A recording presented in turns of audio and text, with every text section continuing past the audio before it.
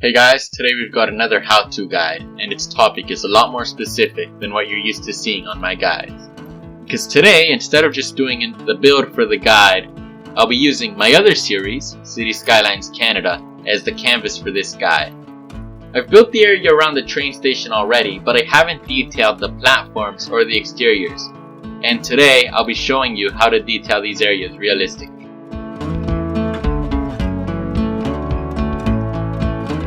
I'll be starting off with doing my station exteriors, and there are two different ways to do this that I want to showcase today. The first of these is Type A, which is a station entrance also serving as a public space. For these you want to have seating, greenery, and maybe an attraction or two, which in my case is this sculpture which I've surrounded with benches and then some planters with trees. In order to keep these looking like part of a train station and not just some random plaza, I've added some screens with timetables, and then I added a station name and PO'd it all over the station.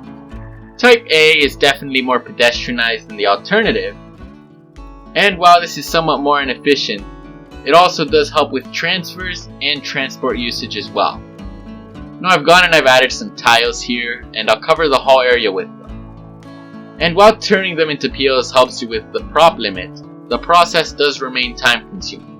So only use tiles if you're willing to commit to using them all over the map, because the difference between an area with decals and one without is enormous. The second type of station exterior is one that is built for pure functionality, which aims to move the maximum amount of people through multiple modes of transportation. As you can see, people go right into or out of the station. There's no waiting, there's no leisure. There are spots for taxis and cars for extremely short-term parking, and if there wasn't a bus terminal below, there would be bus stops here. You don't want to put too much because you don't need to put much. And this is just for if you want people to drive to catch their train instead of walk or take public transit that would lead to longer layovers. Moving on to the second half of the video, where we detail the platforms which I placed in the most recent episode of Canada. While the station does have a roof, the platforms extend out of it, so we want to make shelters. I'm going to be using the same props that I've used throughout the whole station because in a big build like this, consistency is key. So I've built my template for a shelter and an under the roof sitting area over here instead of on the platform to save myself the trouble of dealing with all the other shit that's there and having to look through the station and the bridges. Instead, I'll build it here and move on to the platform. I've gone with some benches, some individual seating, and some ads in the bin, and of course a shelter roof. There's not a lot to it, and you definitely don't want to have foliage, as it's pretty unrealistic and looks very out of place. If you really want to have some plants, include some smaller bushes or some flowers. Big trees are a bad idea.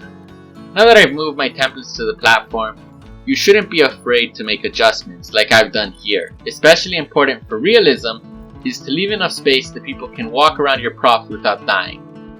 And what I've done here is remove the shelter roof and move the props around a bit for the seating that will go under the station roof.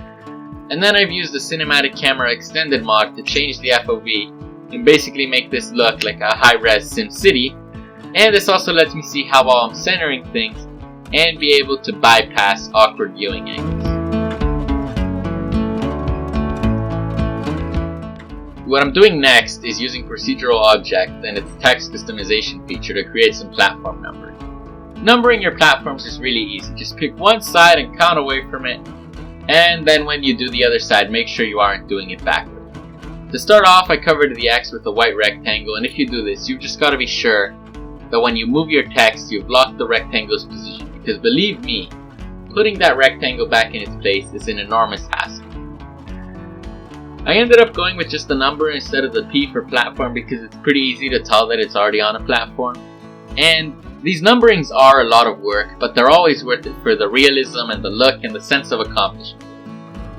And then I just copied everything over to all the other platforms because, as I said, consistency is key.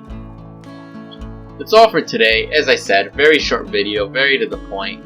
There's not much to it, but when you do it right, it really is great. And if you enjoyed this, don't forget to subscribe, and if you want to have your name on the credits of the video or enjoy early access, you can support my channel on my Patreon, which is linked down below. Have a great day.